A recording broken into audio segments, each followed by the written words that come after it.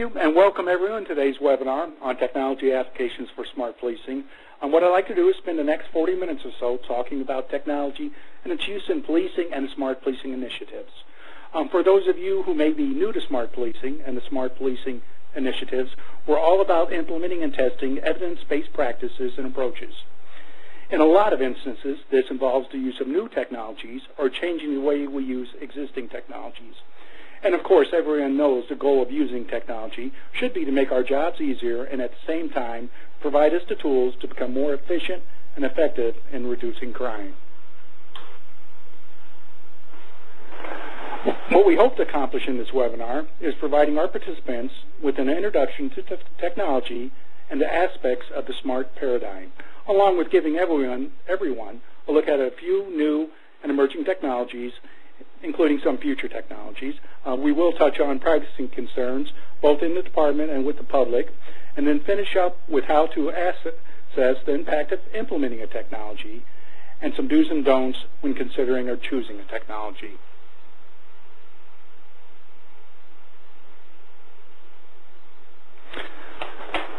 I would like to begin by spending just a bit of time discussing what we call the smart paradigm and its three components, and they are strategic management, analysis and research, and technology.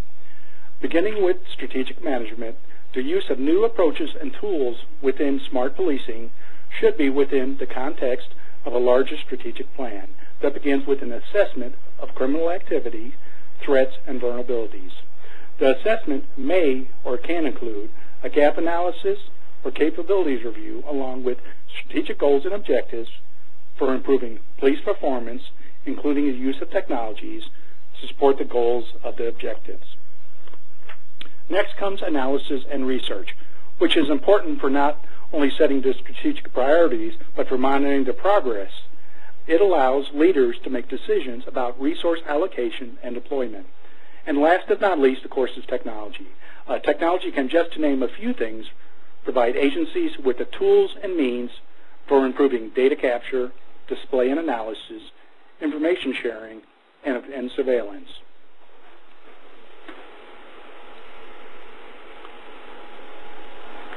The first technology I'd like to discuss today, and this is, it's not an emerging one, it's just a fairly recent one. What I'd like to do is, and it actually falls in the category of investigative tools. In fact, some of you may already be using it. It is an evolving shoeprint database called Soulmate. The database, which contains the details of almost 28,000 different pieces of footwear, allows an investigator to identify and compare footwear from prints recovered from scenes of crimes. Plus, which may be of even greater value, it can be linked to an evidence management system and be the basis for database searches and match operations across multiple crime scenes.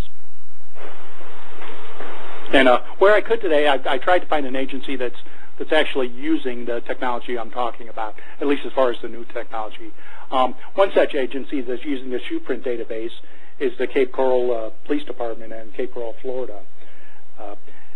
And then, as an example of how the technology worked for Cape Coral Police Department, about a week after deployment, utilizing the technology to help identify, they used the technology to help identify an individual that broke into a commercial building. What took place is one of their forensic technicians took a digital photo of the print and loaded it into the system as an unknown person. Concurrent with it, what had happened is police officers pulled over a driver with a suspended license, which happened to be a person of interest that the detectives were already looking at as far as the burglary. A quick scan of his shoes after he got pulled over matched the prints that had been taken at the crime scene of the break-in. Of course, it resulted in a conviction and a closed case. As a side note, prior to the agency implementing the technology within the department, the process would have been to send out the photos and impressions to the Florida Department of Law Enforcement for possible matching. The entire process from start to finish could have taken up to about 4 weeks. With the new system in place at the agency actually confirmed the shoes were the same worn at the previous crime scene in about an hour after loading all the evidence into the system. So as we can see already, new and some of the existing technologies are speeding up the way we can go ahead and verify suspects in this. So next I have an example of what the company is actually touting as a real-time video monitoring technology and service. While, of course, monitoring video feeds isn't new, the ability to actively live monitor thousands of video feeds in a fairly cost-effective manner is. And actually, the example I picked out is of a Dallas-based company that provides a video monitoring service that they say can identify suspicious activity and notify a department quickly. What they use is they use trained individuals that are actively monitoring all the video feeds. What their technology allows them to do is for the real-time video feed to be then transmitted directly from the monitoring site at their facility to the police dispatch or wherever the police department would like it transferred to. And then the actual department can decide whether a police presence is warranted at the scene.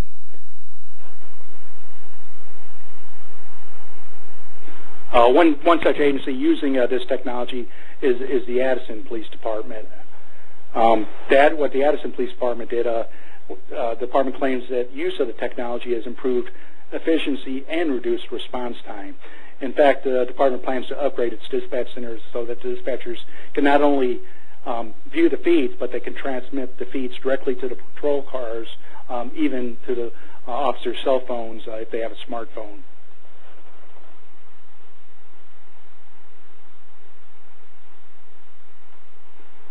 Another new fairly evolving technology, and it actually came out from Department of Transportation, and it's in the category of investigative technology, is the use of forensic mapping technologies. This technology uses lasers and software. The forensic mapping, of course, is the term used to describe the collection of evidence at an accident and crime scenes when the primary purpose is to establish a spatial relationship between all relevant items and victims. Forensic mapping is the first step for law enforcement in developing a factual recreation of an accident or crime scene. In the past, of course, officers had to manually do all the measuring and draw everything out. This could be disruptive to the public and very time-consuming for the officer. With the advent of digital mapping systems, the department can now not only minimize time spent at the scene, but they can have a more accurate representation of the accident or crime scene.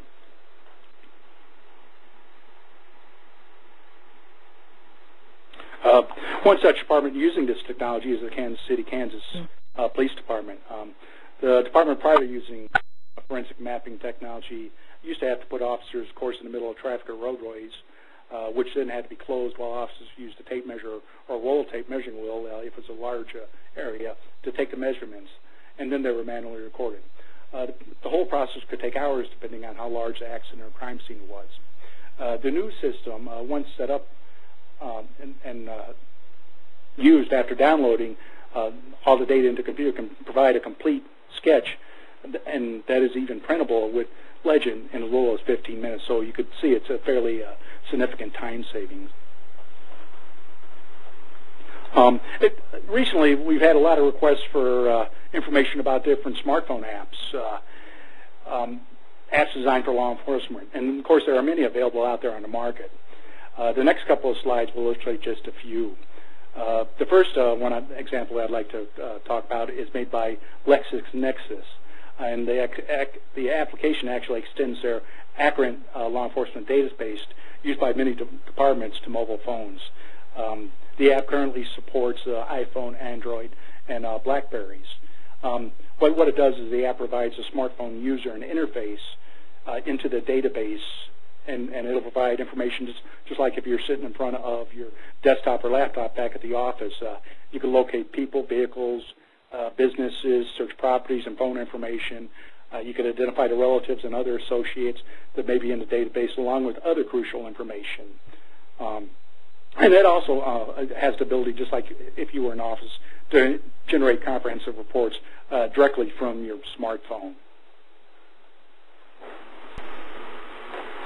An example of one department having a success using technology is the Seattle Police Department. I know they had one instance less than 24 hours after being deployed during a trial run in Seattle, where investigators in the city were able to use the LexisNexis Accurate mobile app to help locate a person of interest in an assault case. And it did lead to an arrest. A little bit more in the area of smartphone applications, and I have 3 different ones on this slide. They enhance communications and provide data from the field to the field from dispatch. The first one is called the Safety Mobile Field Reporting. It's designed to reduce a significant amount of paperwork done out in the field by law enforcement by automating the handwritten field reporting process. So once again, a labor-saving application. The next one is the Mobile Insight. And what Safety Net Mobile Insight is a computer-aided dispatch application that connects public safety personnel to dispatch. And the last one is their Safety Net Mobile Data.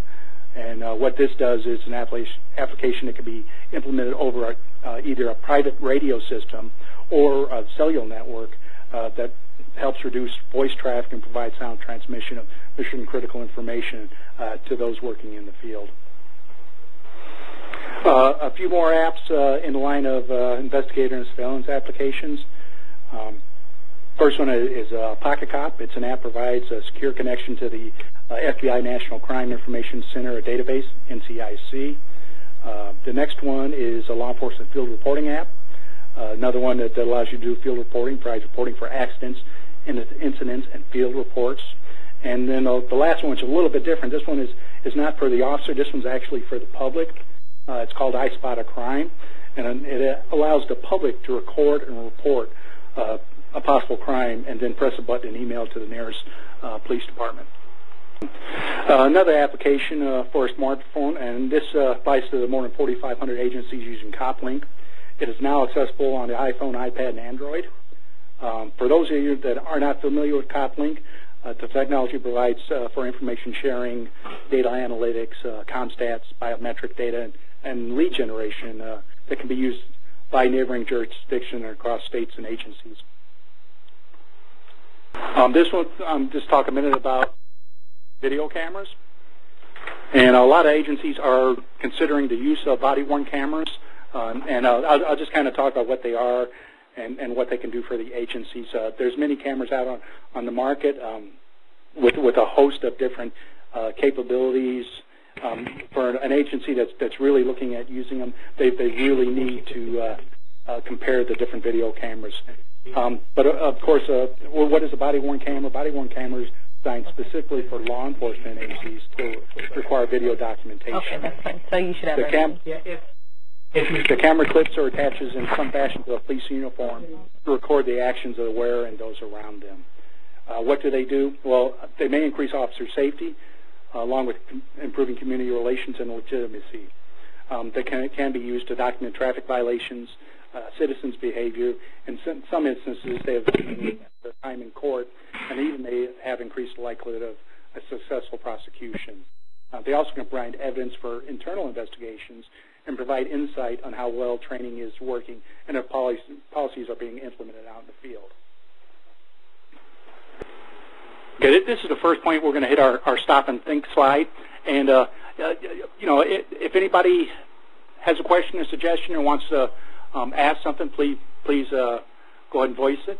But how is your department taking advantage of technology? Just want you to think about that for a second. It doesn't have to be related to the technologies I just went over. It could be any type of new technology. Is there a direct link with technology in your smart policing initiative? Several of our SPI sites, of course, are directly involved with technology.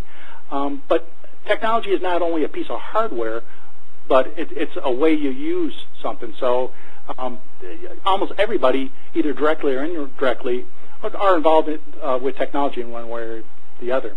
And, of course, are you open to new technology? Are you open within your smart policing initiative? Charles Katz from Phoenix writes, talking about body cameras. I didn't get. Can you hear me now? Yep, I can hear you. Great.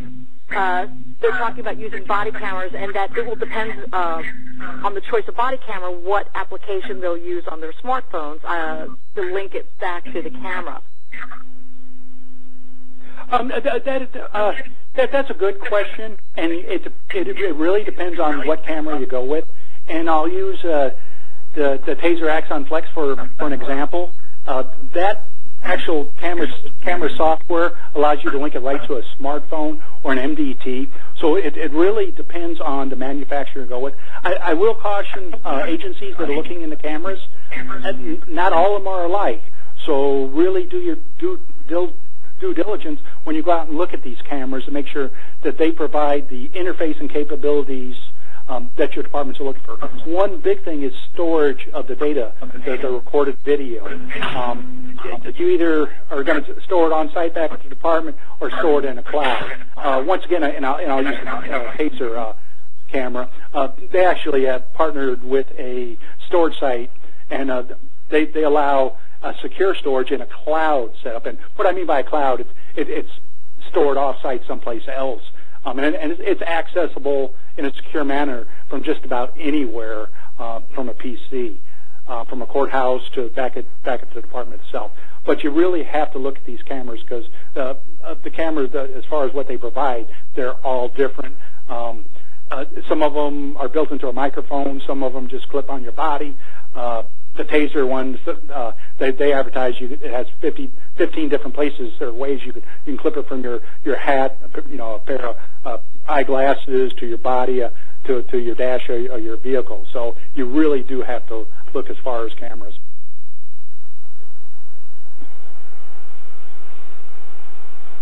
If no one has any other questions, I'll go ahead and continue. What I'd like to do now is kind of move on to future technologies. And of course, in the area of future technologies, you're probably wondering what the pictures are up there. First one I'd like to talk about is metamaterials for clothing. Metal materials can provide potential for operatives and snipers and entry teams to avoid detection by sight. If you look at that top right picture, he's holding a piece of material right in front of his midsection, and it looks like it's just a blank spot. That's how good the material we're hoping will be, and it'll really help conceal officers in the field for surveillance and covert operations. Next one is exoskeleton, and everyone's probably seen these. They've been tested by the military. The one that I show here is by Lockheed, and it's called the Human Universal Load Carrier, the HULIC. It's a power-assisted suit which can be combined with other pieces of defensive and offensive technology to make what they call hybrid law enforcement personnel. What it mainly does, it prevents muscle strain and overusage by deploying special enhancements to lighten the load of the wearer. The next one is a piece of enhanced ballistic protection. The company's claiming it's a futuristic armor. Claims that the armor can mitigate both penetration potential and blunt force absorption of muscle velocity energy, allowing law enforcement users protection against high velocity, high mass ammunitions fired from small arms. So this would be of course, it's going to be lighter and everything, but it'd be in the area of officer safety. The last one is metabolic supplements, and this is a little bit controversial, but the supplements include supplements for human consumption, which can tailor the energy needs of a law enforcement officer to support or law enforcement officer to the support he has available. The products and procedures which allow the genetic re-engineering of the metabolism of the officer makes it possible for an officer to function at peak capacity without the need to stop and eat for days at a time. As far as technologies, weapons, both lethal and non-lethal, and some of you may have seen some of these already because they have been initial testing on it. First one of the top right, that's the active denial system. It's now in advanced testing stages. It's designed for riot and mob control. The technology uses high-frequency targeted microwaves that cause the target to heat up from the inside, similar to what a microwave oven does to a piece of food. What happens is the target is unable to continue in the same fashion as before. They're in immense pain and too uncomfortable to continue as a threat, so they're going to immediately try to leave the area. Along with that, they're investigating smells and sounds. since they're now starting to be tested, or are now in the test phase for effectiveness and potential for replacing high-pressure water hoses and rubber bean bags. And of course, along with that is the sounds. Use concentrated sound waves that are potential for mitigating threats and rendering the target unable to use his hands as they cover their ears to try to prevent the sound. And the last one is smart munitions.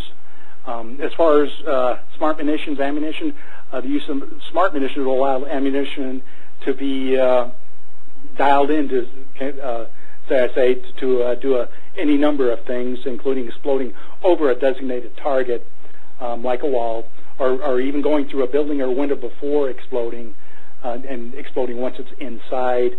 And as far as normal ammunition, it'll actually find the enemy for a strategic maneuver, and you could target it anywhere between 400 meters and back. And the last slide, I talk about future law enforcement technology. This is one that on nanotechnology. Of course, the use of nanotechnology is a little bit farther out. However, it has a great potential in affecting just about everything from improving bulletproof armored fabrics to the effects bullets have on the body once coming in contact with the target's flesh. They're using nanotechnology or investigating nanotechnology to help someone that's wounded. Also, nanotechnology probably will help us out in the area of reproducing latent evidence at crime scenes by using biological remnants of DNA and other particles. Now that you've had a couple examples of some future technology, I do have a couple questions at our stop and think point. How do you react to the futuristic examples of technology? Are they going down the right path? How do you think your officers will react to the technology?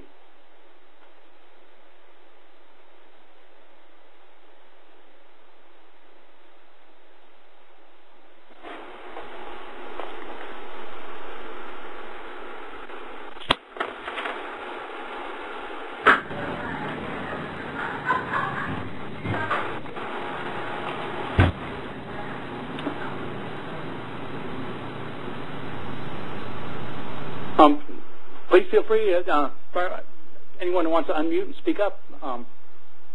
If not, I'll go ahead. Chip, are you on today? Yes, I'm here. Chip, you want to talk a little bit about how our SBI sites are using technology? Well, I don't mind saying a few words. I think we actually have a couple of them on the phone right now who would be able to speak to it better than I can. I know there's a couple sites that are very much interested in advanced analytics, working on some fairly sophisticated intelligence systems and intelligence analysis systems. I know we have Phoenix, I hope they're on the phone, that's looking into body-worn cameras. I know we have Pullman, Washington, who's also supposed to be on the phone, that are looking into surveillance technology. So yeah, there's a couple sites using ShotSpotter technology, a couple sites using license plate reader technology. I don't know that that's all terribly new at this point in time. Let me ask, is Phoenix or Pullman on the line here? Phoenix is online. So where are you at with your STEM project? Well, things are moving along really well. We're currently sort of finishing up the process with respect to putting out an RFP to request for various body or officer-worn cameras to be their proposals to be submitted, and they're hoping to get that out here fairly shortly, and then it'll be reviewed and test period will take place, and then we're hoping shortly thereafter we'll implement them in the field. In Phoenix, it's focused on two issues. One is increasing effectiveness, increasing prosecution rates with respect to domestic violence, as well as issues surrounding whether it's allegations of issues involving a contact between a police officer and a citizen or the whatnot. How is the advent of these cameras being anticipated by your officers? Well, it depends on who you talk to. There's for the most part, I don't think it's the technology that they're as concerned about as they are the policy that will be implemented alongside it in terms of when it can be used, how it can be used, and the such. So it's not I don't want to say it's the technology, it's really the policies that will go along with it and how it might impact officers. Yeah, good point. Hey, Chuck, are you on the line, Chuck Hatz? Yes, this is me. How are you doing? Good. Can I put you on the spot to just talk briefly about your approach to evaluating this technology? Well, we're like anybody else, we're trying to start off with a Cadillac or Lexus version, and we'll see where it takes us. But I wrote it up a while ago, so I'm a little bit forgetful about where we're at. But one is we'll be conducting random surveys, telephone surveys of residents who have contact with the police, both prior to and after the implementation of body-worn cameras. We'll be using official data, of course, to look at their impact on arrest, prosecution, conviction, sentencing, and the such. We're also engaging in a self-report survey to be used by officers. We think that we're going to try to administer that once a month, both the months leading up to implementation as well as following implementation, to gauge officer perceptions about body-worn cameras, what they think about them, how it impacts behavior both negatively, positively, unforeseen benefits or negative consequences that might not have been foreseen. And then we'll, of course, be looking at official data on official complaints against the police. One of the more complicated issues that we're still working through is the issue of one of the major advantages to this technology is that citizens may be, in fact, less likely to make a complaint because of the implementation of the technology. In other words, a citizen may be or have a tendency of saying, well, I don't like the way you treated me, and all of a sudden an officer can point to the technology and say, well, I've recorded this, so we'll be able to, somebody will be able to look at it fairly and objectively, that it may reduce the number of sort of non-legitimate complaints. Is one of the benefits that we're looking at. But actually tracking that and recording that is going to be a little bit more difficult. We're going to try to capture it through self-report data, but we'll have to see how that goes. Yeah, excellent. Thank you very much. It sounds like we have someone from Orlando Police Department, Brian Chakowski, is on the line, and they've actually been testing officer-worn cameras. So I was wondering if Brian wanted to speak up for a few minutes about their experiences, especially as a site that's clearly interested in smart policing, but is not necessarily one of the SPI sites. Yeah, I was just going to put out to everybody that we're on our second live test. We completed our first one about a year ago, and we just started into our second as technology has progressed. We set our standard pretty high. We want specific functions out of it. We want high quality video.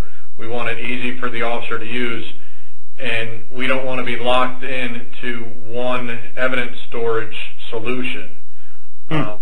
We've basically, with the support of our chief, basically set the standard that if we can't find a system that's going to work for us the way we want it to, we're not going to just leap into the body-worn arena to say we have. We will wait till technology meets our goals before we go out and, use anybody's body-worn. So our current test now is with Taser and with VView. Okay. So what are you learning from the tests? Both those vendors have multiple evidence storage solutions. From some officer feedback I've gotten so far, they seem more favorable to using the taser solution because of its variety of mounting availability on the officer. To where the V-View camera, it's on the front of your uniform, is pretty much the only solution.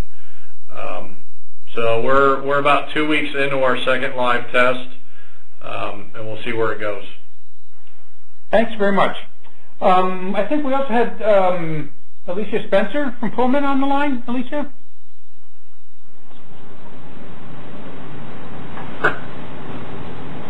Jerry is here from Pullman as well. Hey Jerry, what's going on with you guys? Well, we're actually doing some body-worn camera tests as well. That's not our SPI project, but we're on our 4th test, and I have to agree with the statements made by Orlando that you want to wait until the technology is right instead of buying into something that's going to be a headache for a long time to come. But it's nice technology, and it's getting quite mature. We're also testing taser, and we've tested the one in the front there. Okay. Can you go ahead? Our SPI project is fairly unremarkable in some respects. We have a specialized area adjacent to the university that has a very, very homogeneous population, and we're going to be putting up some cameras, and we have a few challenges that we face that technology is going to bail us out on. This area is really, really hot with every kind of consumer electronic you could expect, and so we can't use any of the more common 2.4 gigahertz solutions. 802.11, anything is completely saturated up there, so we're going to have to use 4.9 gigahertz. We're also have rather a lot of trees, so that'll make it a problem for the microwaves because they don't penetrate foliage very well. Lots of height differences because of geography. So it's going to have some interesting challenges, but it's an interesting population because it's very, very homogeneous. It's not a typical business environment, and it's not a typical residential environment at all. It's primarily fraternities and sororities surrounding an area that's built up as kind of like a strip mall to cater to their needs. Yeah. Well, I'll say this. I'm glad they didn't have those cameras when I was in a fraternity. Can you talk at all about the way this project is being assessed or evaluated? Not in great depth. What we did when we were getting started, we contacted the university and talked to their criminal justice department. And we, from day one, in fact, before we submitted our grant, we had the partners on board, and they're fully half of our strategy was developed by them. So it's they've been with us every step of the way, and the parts are really very, very separate, but they're completely vital to what we're doing. Good. Well, thank you. Charles, you still there? I'm still here. See what you get when you asked me to say a few words? Alicia Spencer's here, too. Oh, good, Alicia. How are you? Good. Sorry about that. I was pushing the wrong buttons to unmute. I could expand a little bit on what Jerry, about how we're documenting it if anyone is interested. Yeah, please do. So how the WSU research partners kind of outlined this from the beginning was we're doing a combination of tracking historical data for calls for service in the area, and we've really tried and set up our RFPs with our vendors that we're going to set up a clear data pool where they're collecting the calls for service for last August to this August, and the new cameras are going to be installed and go live in August for the new school year, and then we'll have a clean, a new fresh school year to collect the data for calls for service. And we've gone in and are identifying, putting indicators in our case management system if calls are generated by a citizen calling in a complaint or officer on scene noticing something, or if they are initiated by viewing the camera. So if an officer is doing patrol somewhere that has the camera feed going in the background, notices something, and he initiates the call from that, then it becomes a camera-generated call. So they're hoping to be able to pull the little bubble of statistics that are created by monitoring the camera that might make it look like now suddenly we have 200 crimes where we only had 100 before, and pull out what is being generated by the cameras. Additionally, they're doing a couple different surveys. They did some for two different areas. One, they were doing some interviews and some small surveys of people in the area to help us identify the locations and the need for cameras, where people perceive crime to be, where they thought, there's this dark alley over here and that's where the stuff really happens. And they did that to verify and confirm what the statistics from the calls for service were telling us. And the end result of that was, yes, everything that the 2 or 3 key areas that we were identifying as our hotspots were confirmed by the interviews of the local residents as well as business owners in the area. The second phase, they are doing surveys about everything from perceptions of the police, perceptions in crime, etc. They're doing that now, mid-project, and at the end, and they're doing cold sampling selection of university students through email, as well as having a different pool where they'll make the surveys available online through a web link and people can opt in, but those results will go to 2 separate systems so that you're not corrupting the person who really, really wants to express their opinion versus the random sampling. So that's it's kind of a 3 or 4 pronged method to try to assess the impact that the cameras will have, as well as they're going to be studying any type of closure rates, as well as how the cameras are being used to assist in the prosecution side as well. Okay, very good. Thank you very much. Mm-hmm. Charles, let's turn it back to you before we go way, way, way over time. Oh, okay. Well, thank you. It's been a very informative discussion. Of course, and several people touched on this, along with the use of several of these technologies, especially the video cameras. There's a lot of privacy concerns, both with departments and with the public. And there's been a lot of talk about it. There's not a clear-cut solution.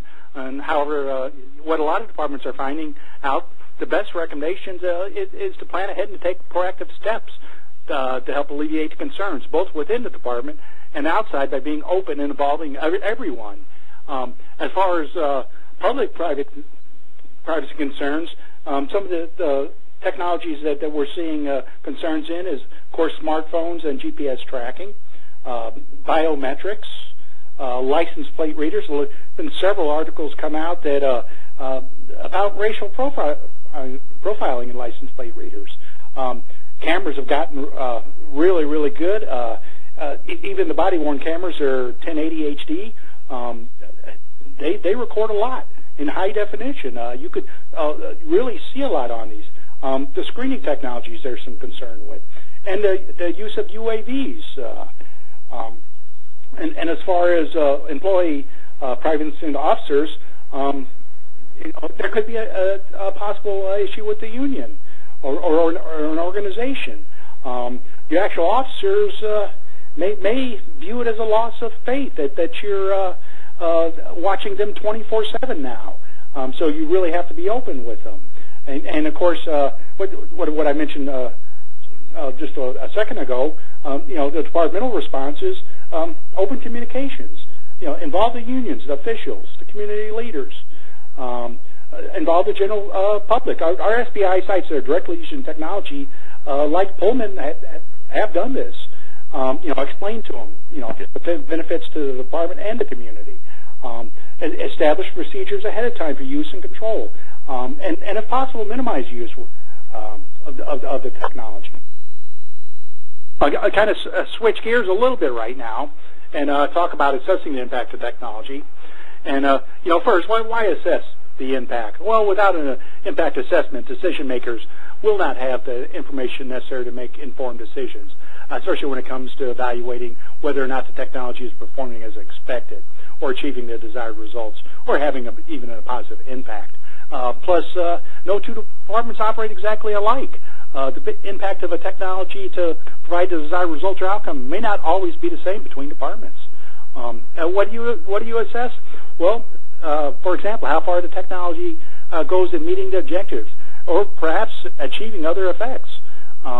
Whether technology is meeting objectives efficiently and effectively, and how the department management structure and other factors have shaped these results. How to assess?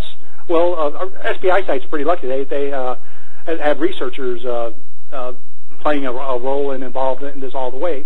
Plan, collect, or gather data and report the results. In fact, what I like to do, and several of you have heard this before, the 3 E's. Look at efficiency, effectiveness, and enabling. Efficiency. Does this technology increase efficiency? Less time doing administrative tasks and more time policing. What is the amount of time that actually saves? Does that time saving come at a cost? Does the technology require more or less departmental resources to maintain? As far as effectiveness, does the technology allow officers to do a better job producing an intended or expected results? Are you closing more criminal cases?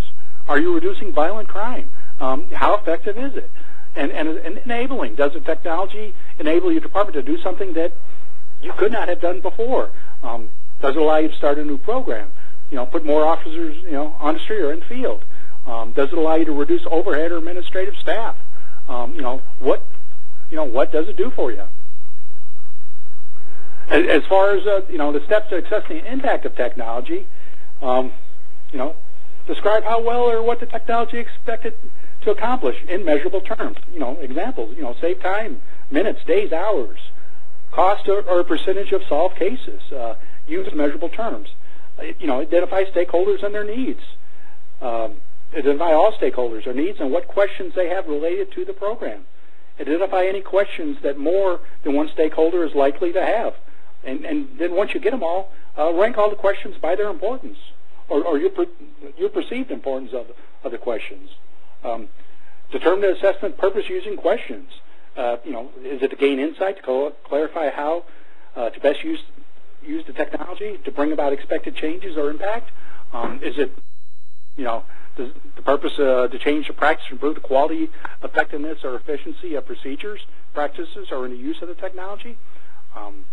Measure effects. Examine the relationship between how implementation of the technology affects a given outcome or previous procedure or method. Next, identify how you will use the assessment result. Is it to identify, identify how you will use the result for each of your purpose questions. You should directly relate to the assessment purpose. And then last, choose the appropriate assessment method and plan implementation. This could be focus groups, interview, observation, survey, usability or performance testing. Of course, for our SBI sites, they have the benefit of the researchers to assess impact, and everyone involved in the Smart Policing Initiative. But however, even after your projects, or for those that aren't currently involved, that are with us today, involve researchers or other government agencies such as the Smart Policing Initiative for assistance. You're not alone in the implementation of technology. There's a lot of resources out there. You just have to go out there and look. This brings us to our third and last stop and think. And just want you to think a minute or two. Does your agency assess the impact of its technology? I know we had several agencies when we were talking about different technologies that they were using. They're taking a slow and methodical approach. It sounds like they're assessing how to do things. But if not, you need to think about doing it. And if so, how? If not, shouldn't it? Consider requesting some technical assistance if need be. As far as some do's and don'ts when considering a technology, these are fairly straightforward. Do define requirements. State what you want it to accomplish. Develop a selection criteria. We briefly talked about body-worn cameras. There's many cameras out there on the market. They're all not alike. How do they interface to storage capability or evidence collection? You really have to think about these things. Define the expected outcome. And if it doesn't meet your outcome, have a plan. What are you going to do? Go or no go. Contact other departments and get the real facts. This is great having a department online today that's actually testing body-worn cameras that's not involved in the Smart Policing Initiative. There's others out there that you can contact for information. Some could be a little bit further on. Some may call and ask you for the facts. And be open-minded. If something doesn't work, listen to how another department may be applying it. And the don'ts. Don't assume what worked for others will work the same for you. No two departments are alike. Don't fail to plan for all possible outcomes. And remember, both good and bad. If the technology doesn't work, you need to have a plan either go back to the way you were doing it or try something else. And don't forget that technology is only half of the equation. The other half is your personnel. And what I'd like to do is take a moment and kind of wrap things up. And for many agencies, the success or failure of a technology initiative is predicated on the selection of the appropriate technology and technology vendor. Despite the critical nature of this process, many agencies underestimate the time and effort it takes to make a well-informed decision. I know our SBI sites, they found out the use of technology is a time-consuming process. Remember, it is important to remember that technology projects are not about the technology, but the benefits, outcomes, and impact that the technology can provide the user. Bottom line, technology should be viewed as a means for achieving the core mission of the department. Crime prevention, effective response to crime. If you're using cameras, building trust and legitimacy with the community, officer accountability, improving officer safety. Chip, that finishes what I have for today for the webinar. You want to talk a moment about our practical exercise? Sure, I'd be happy to. And thanks very much, Charles. This is something new with our webinars. It's just an optional activity that we've included. So if anybody who's been listening has a technology application that they're thinking about or just want to try out what we've been talking about today, you should feel free to prepare a little kind of a response to this exercise in a couple pages or so. And if you submit it to us, Charles will review it and send you back comments on how it looks, maybe some other suggestions for you, maybe some other information that will be helpful to you. So we just thought we'd try a little something different this time. It's an optional exercise for anybody who's interested. Okay? Chip, I just wanted to kind of finish up and let everybody know there is a resource packet. It has a list of everything we've talked about and a few other things in it. Has a reference list. Has information on choosing, implementing, and maintaining technologies in it. It's a really good thing if you want to take a look at it, find more about it. And also I'd like to mention next week, starting on Monday, on the SPI LinkedIn group, we're going to talk about technology. We'll talk about some different technologies that weren't mentioned today, one of them being the use of UAVs in law enforcement.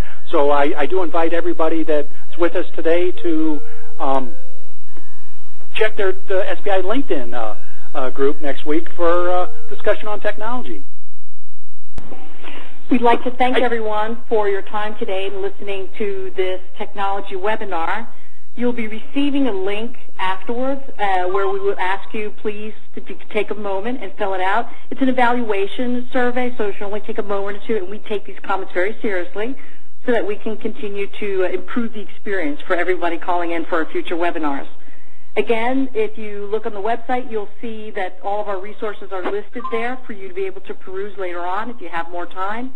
And please be sure to check in, as Charles mentioned, on our LinkedIn SPI group page next week, where Charles will be moderating discussions on technology. So if you have questions, or if you want to follow up with an issue on him or throw something out to the group for consideration, that's also a great opportunity to do that. Again, I'd like to thank everyone for your time, and if you have any questions, please contact us through the website at spi@cna.org, and we can follow up that way as well. Thanks, everybody.